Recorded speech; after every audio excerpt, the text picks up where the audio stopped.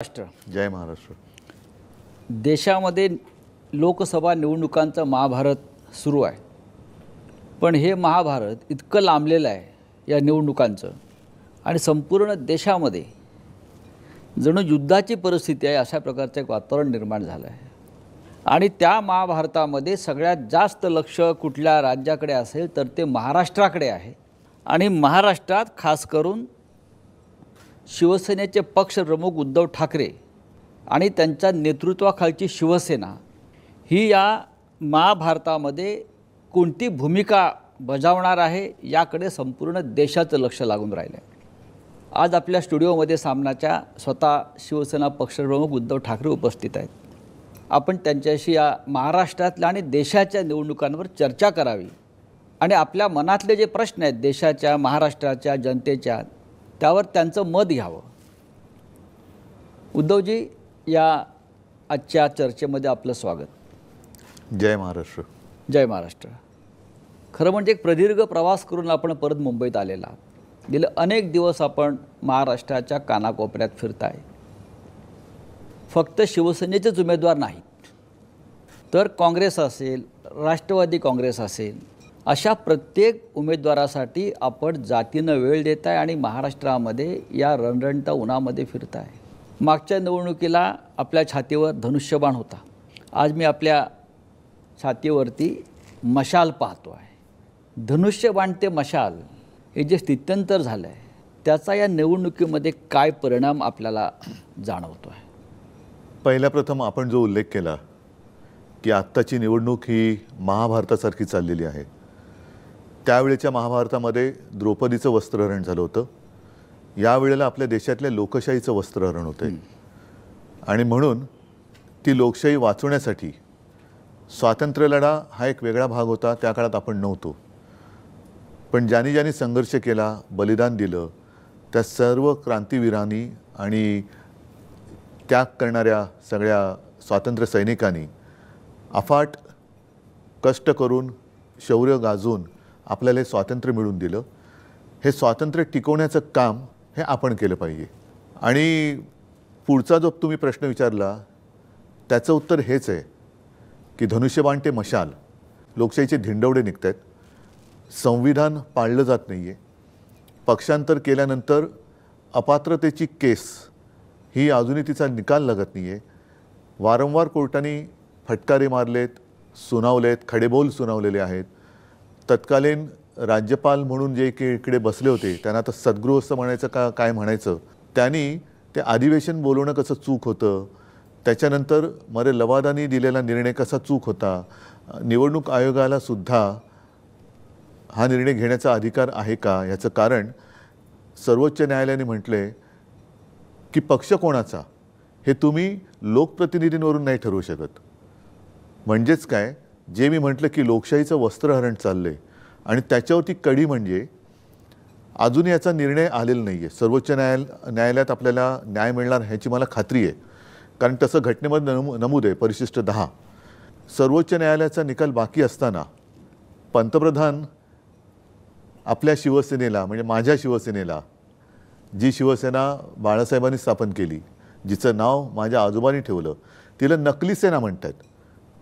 ह्याचा अर्थ उघड आहे की निवडणूक आयोग हा त्यांचा नोकर आहे, लवादाने सुद्धा ते म्हणतील तसंच काम केलेलं आहे।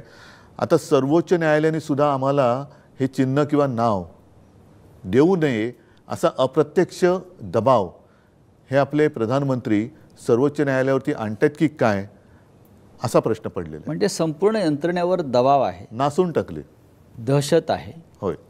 मी जो मगाशी उल्लेख केला महाभारताचा, हे महाभारत सुरू आहे या देशामध्ये। महाभारताचा लढा हा धर्मासाठी झाला, सत्यासाठी झाला आणि महाभारतामध्ये दोन प्रमुख पात्रांवर नेहमी चर्चा होते। कृष्ण आहे, पण अर्जुन आणि अभिमन्यू। विरोधक असं म्हणतात की उद्धव ठाकरे यांचा अभिमन्यू झाला आहे। अभिमन्यू बरोबर आहे, पण अभिमन्यू शूर होता, तो भेकड नव्हता। आज हे जे काय ईडी, इन्कम टॅक्स, सीबीआयच्या माध्यमातून चक्रव्यूह टाकतायत ही भेकड लोक आहेत। ह्यांना अभिमन्यूसारखं धैर्य नाही आहे लढायचं, तो चक्रव्यूहात घुसला होता। हे बाहेरच्या बाहेर भाडोत्री लोकांना एकमेकात लढवत आहेत। म्हणजे शिवसेना फोडली आणि शिवसेनेमध्येच मारामाऱ्या लावण्याचा प्रयत्न केला.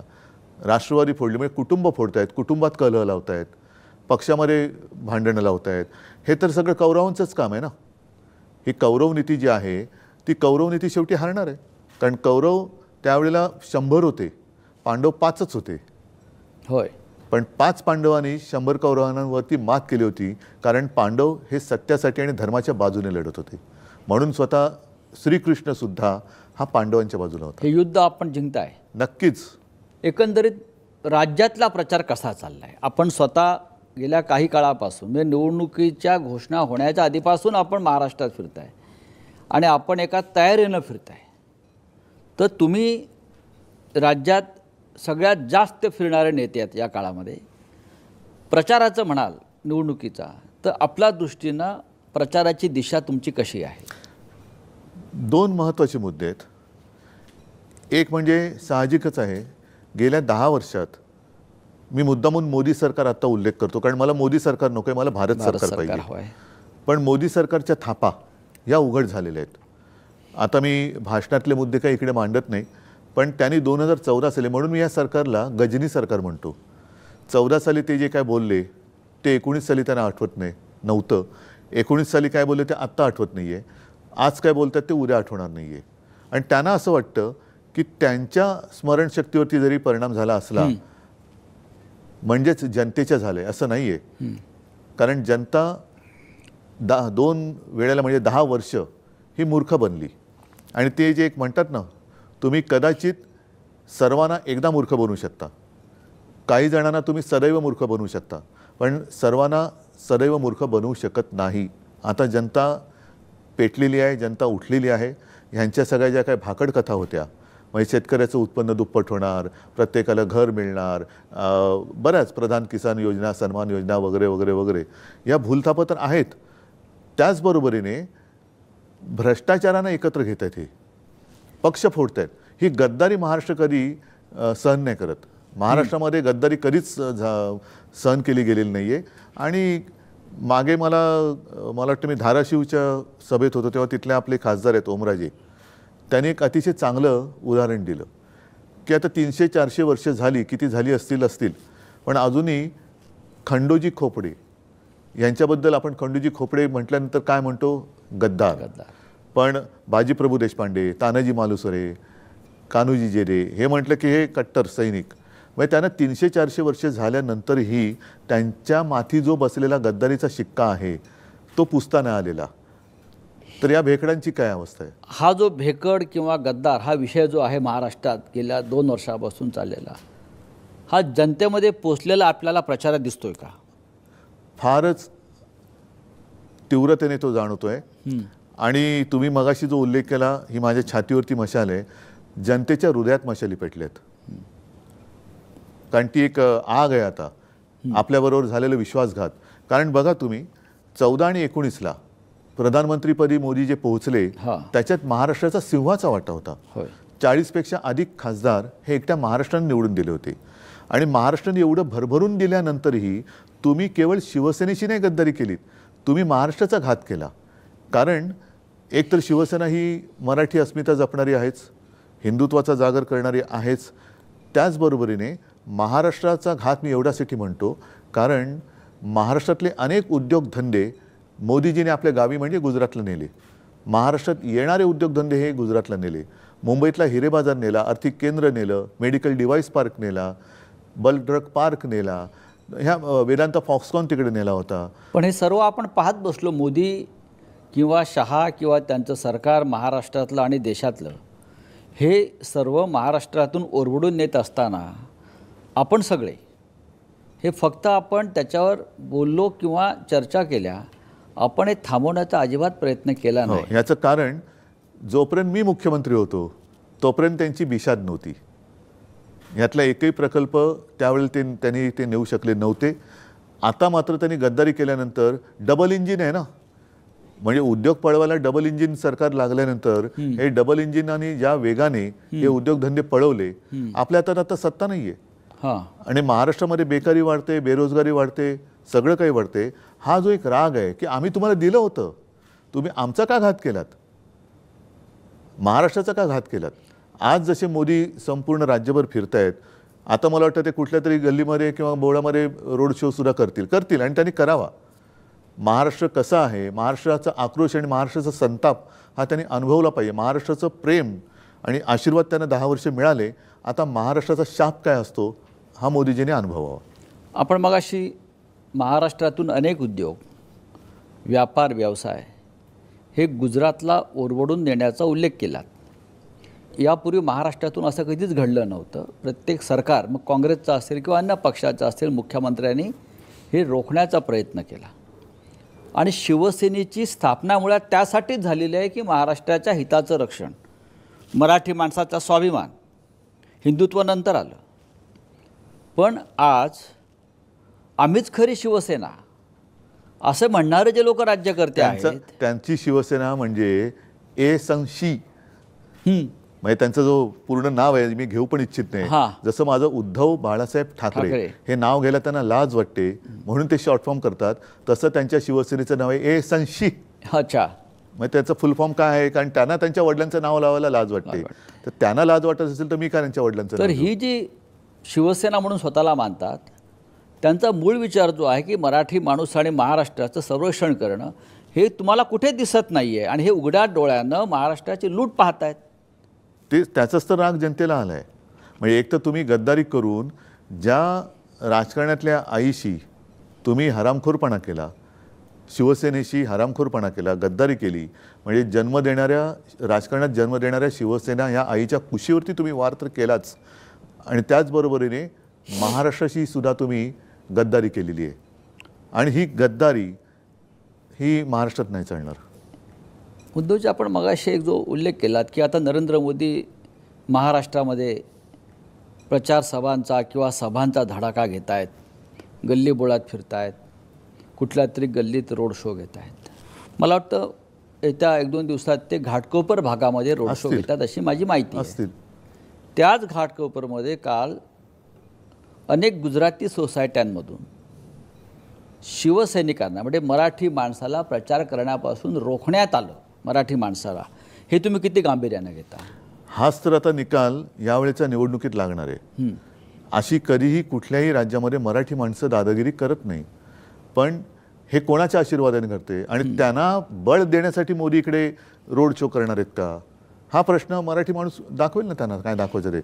पण एक गोष्ट तुम्हाला सांगतो की काही लोक भले गुजराती असतील, उत्तर भारतीय असतील, अगदी मुस्लिमसुद्धा करोना काळामध्ये जे आपण काम केलं, करोना काळातल्या कामाला त्यांनी ते अजूनही विसरलेले नाही आहेत. तुम्ही हा भेदभाव कधीच केला नाही गुजराती मराठी? म्हणजे उत्तर प्रदेशमध्ये गंगेत प्रेत वाहत होती, गुजरातमध्ये सार्वजनिक चिता पेटल्या होत्या. होय, महाराष्ट्रामध्ये असं नव्हतं कधी घडलं. आणि त्यावेळेला मोदी रिकाम्या थाळ्या वाजवत होते, दिवे लावा, दिवे विजवा, कोलांट्या उड्या मारा, बेडूक उड्या मारा, उठा बशा काढा. त्यांनी काही कोरोना जात नाही आणि त्यांनी त्याच्यामुळे कोरोना नाही गेला. तर महाराष्ट्राच्या जनतेने, मला एका गोष्टीचं समाधान आहे की जे मी सांगत गेलो ते ऐकत गेले आणि त्याच्यात मी कुठेही भेदभाव केला नाही.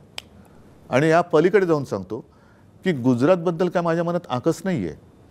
गुजरातसुद्धा आमचाच आहे. पण हा भाव हा गुजराती माता भगिनी आणि बांधवांनी सुद्धा ठेवला पाहिजे, जे इथे राहत आहेत.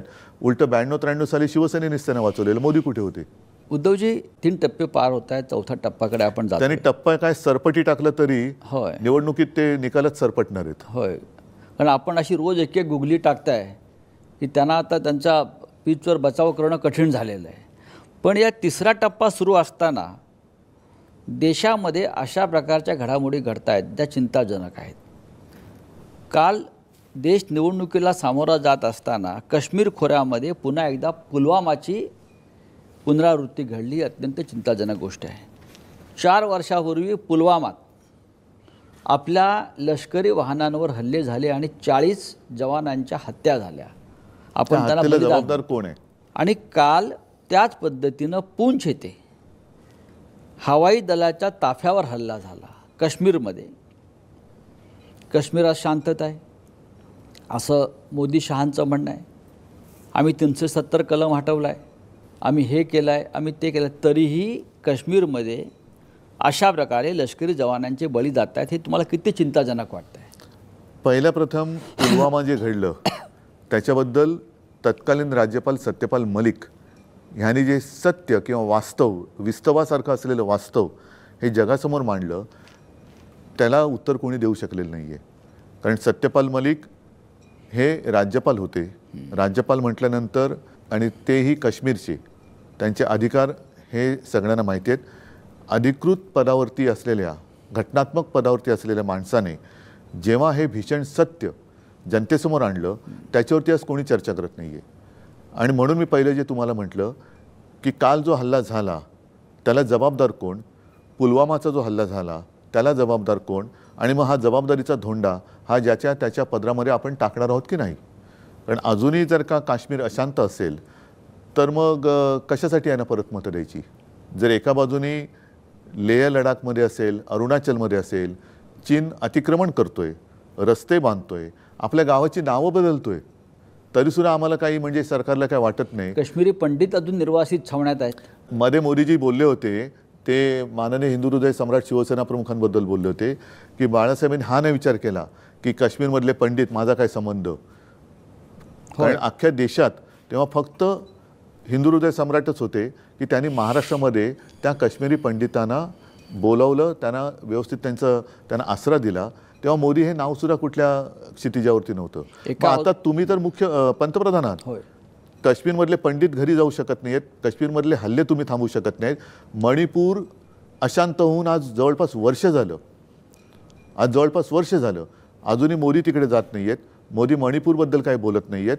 जणू काही सगळे प्रश्न संपलेत आणि आता फक्त उद्धव ठाकरे एकटाच प्रश्न देशासमोर आहेत. अशा पद्धतीने मोदी आणि अमित शहा हे महाराष्ट्रामध्ये येत आहेत, महाराष्ट्राच्या वाऱ्या करत आहेत. म्हणजे हे काहीतरी आकृत घडते.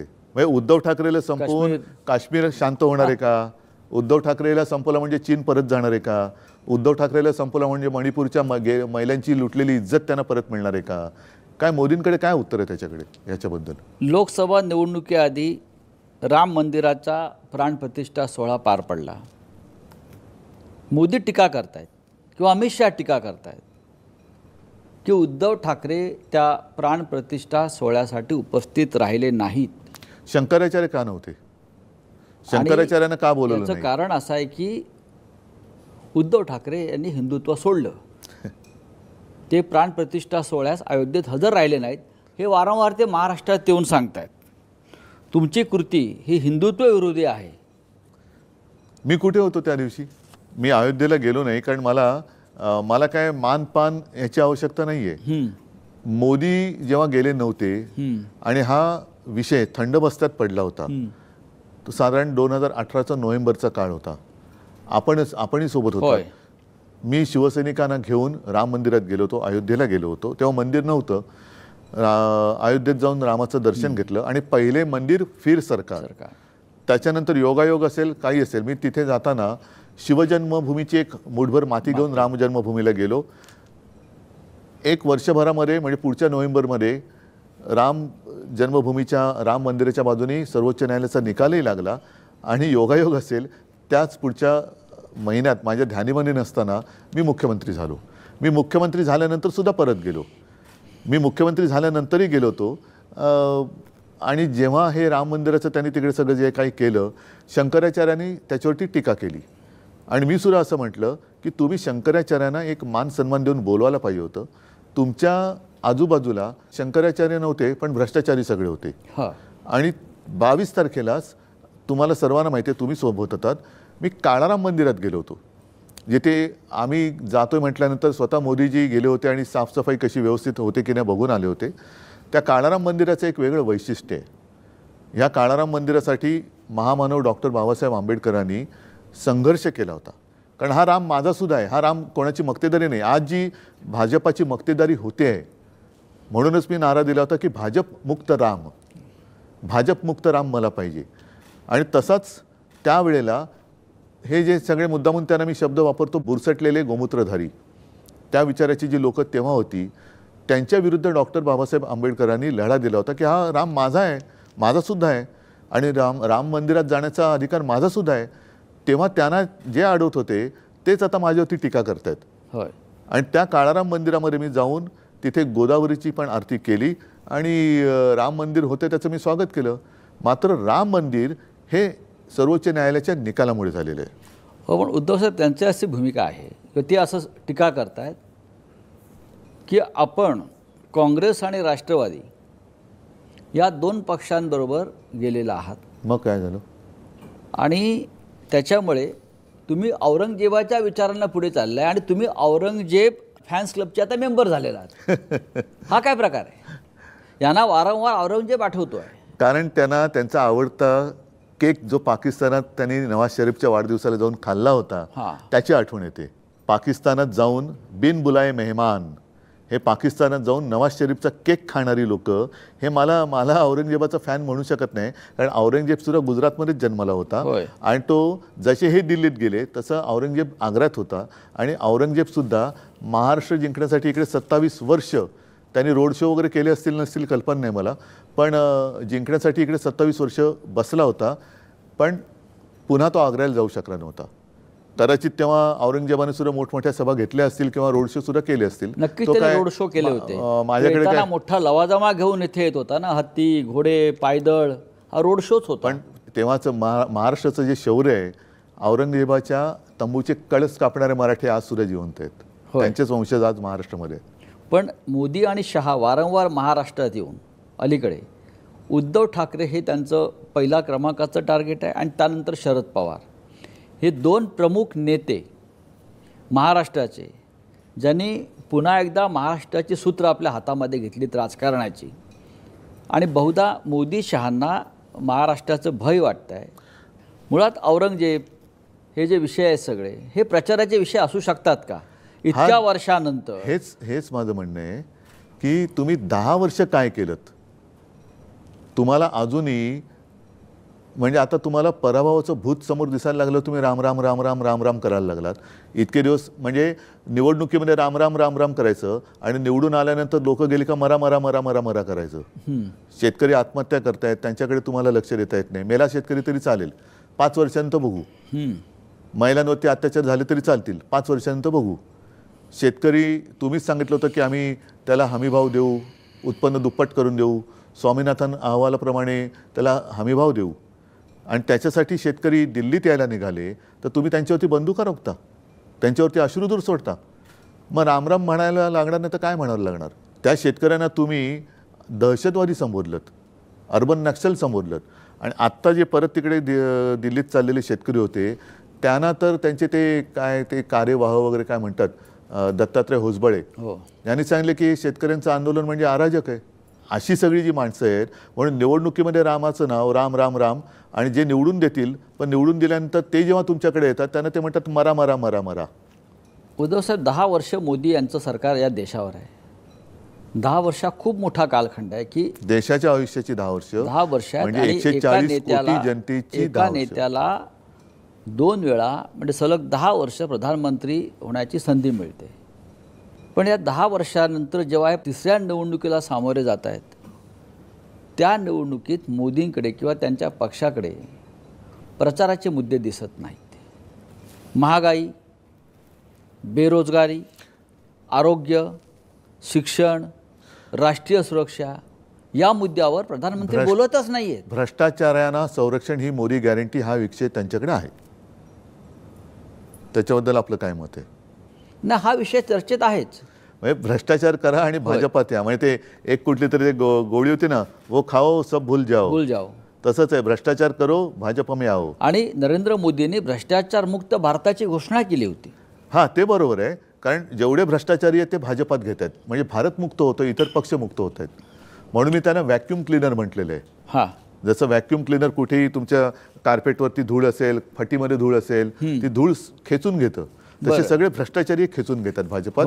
म्हणजे भ्रष्टाचार मुक्त भारत, भ्रष्टाचार मुक्त काँग्रेस, भ्रष्टाचार मुक्त. मोदींच्या प्रचारामध्ये मुद्दे कुठले आहेत? मुसलमान, पाकिस्तान, कब्रस्तान, स्मशान या मुद्द्यावर मोदी बोलत आहेत. आमच्या निवडणुकीच्या प्रचारात हिंदुस्थान आहे, त्यांच्या प्रचारात पाकिस्तान आहे, आमच्या प्रचारात हिंदुस्थान आहे. उद्धवजी, प्रत्येक निवडणुकीत देशाचं भवितव्य ठरवणारी निवडणूक असते, खास करून लोकसभेची राष्ट्रीय निवडणूक. आतापर्यंत गेल्या 70-75 वर्षातल्या प्रत्येक निवडणुकीनं देशाचे भविष्य ठरवायचा प्रयत्न केला. या निवडणुकीचं वैशिष्ट्य तुम्ही काय सांगाल? मी काही वेळेला सभेत बोललेलो आहे, निवडणुकीमध्ये दोघांचं भविष्य ठरत असतं. साहजिकच आहे, पहिल्यांदा जनता त्यांच्या नेत्याचं भविष्य ठरवतं. तशी आज वेळ आलेली आहे की 10 वर्षात ज्यांनी नुसत्या थापा मारल्या त्या थापाड्यांना तुम्ही पुन्हा डोक्यावर घेता की थापाड्यांना फेकून देताय आणि त्याच्यावरती देशाचं भवितव्य अवलंबून राहील. जर थापाड्यांना पुन्हा डोक्यावर घेतलं तर पुन्हा थापाच खावे लागतील आणि थापाच ऐकावे लागतील. पण आत्ता जर का यांना फेकून दिलं तर मला असं वाटतं देशामध्ये एक शांतता नांदेल, कायदा सुव्यवस्था आणि लोकशाही राहील. अन्यथा देशासमोर मला असं वाटतं की काळे दिवस आहेत. म्हणजे आजचे दिन होते ते काय आले नाही, पण आता कदाचित काळे दिवस येऊ शकतात. उद्धवजी, एका बाजूला प्रचंड पैसा कुठून आला? ही निवडणूक जी सुरू आहे स्पष्ट दिसत आहे. कुठून आला? एका बाजूला प्रचंड पैसा, अमर्याद सत्ता, निवडणूक रोखे नावाचा प्रकार समोर आला. 10,000 कोटी एका पक्षाच्या खात्यामध्ये जमा झाले. मोजक्या उद्योगपतींकडे पैसा गेला. अशी ताकद असलेला भारतीय जनता पक्ष आणि दुसऱ्या बाजूला शिवसेना असेल, राष्ट्रवादी काँग्रेस असेल किंवा काँग्रेसचं तर खातीच गोठवली. ही लढाई विषम आहे असं वाटत नाही का? विषम तर आहेच आणि भीषण पण आहे. आणि माझी मतदारांना विनंती आहे की तुम्ही ह्या पैशांवरती तुमचे आयुष्य विकू नका. पैसे घेऊन मत देणं म्हणजे आयुष्य आणि तुमच्या भवितव्याची जी काय आहे त्याची वाट लावणं आहे आणि तुमच्या मुलाबाळांचं आयुष्य विकण्यासारखं आहे. त्याच्यामुळे तुम्ही तुमचं आयुष्य विकू नका यांना, कारण हा भ्रष्टाचारातून मिळवलेला पैसा आहे.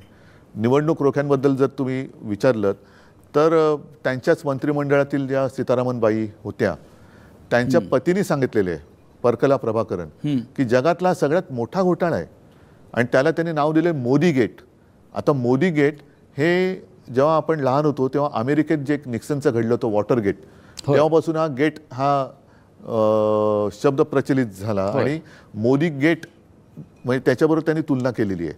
पण वॉटर गेटमुळे निक्सनला जावं लागलं होतं. आता लोकांनी यांना घालवलं पाहिजे, कारण तेवढी नीतिमत्ता भ्रष्टाचार असेल किंवा काही असेल केल्यानंतर त्यांच्यात होती. अमेरिका तोच पैसा हे मतं विकत घ्यायला वापरतात. अमेरिका असेल, जपान असेल, साऊथ कोरिया असेल, गेल्या काही वर्षातल्या घटना पाहिल्या तर भ्रष्टाचार केलेल्या त्यांच्या प्रमुख राज्यकर्त्यांना ताबडतोब पदावरून जावं लागलं. आणि इतका मोठा भ्रष्टाचार समोर येऊनसुद्धा मोदी आणि त्यांचा पक्ष आजही सत्तेवर आहे. त्यांना तुम्ही कसं घालवणार? आम्ही प्रयत्न करतोय पूर्णपणे. आणि मला असं वाटतं काही वेळेला मला ते जाणवते, बऱ्याचदा बहुतेक सभेत जाणवते. आम्ही बोलत असतो, भाषण करत असतो, पण लोकांना ते कळलेलं आहे. लोकच समोरून बोलत असतात एक एक विषय. म्हणजे एखाद्या मुद्द्याला सुरुवात केली का लोकच समोरून बोलतात. म्हणजे जागृती हा विषय लोकांसमोर आलेला आहे, झालेला आहे. आणि काल माझी सभा रायगडला होती. पूर्वी ते जे एक नाटक होतं, रायगडाला जेव्हा जाग येते, आता संपूर्ण देशाला जाग आलेली आहे. केवळ रायगडालाच नाही तर देशाला जाग आली. हा जागा झाला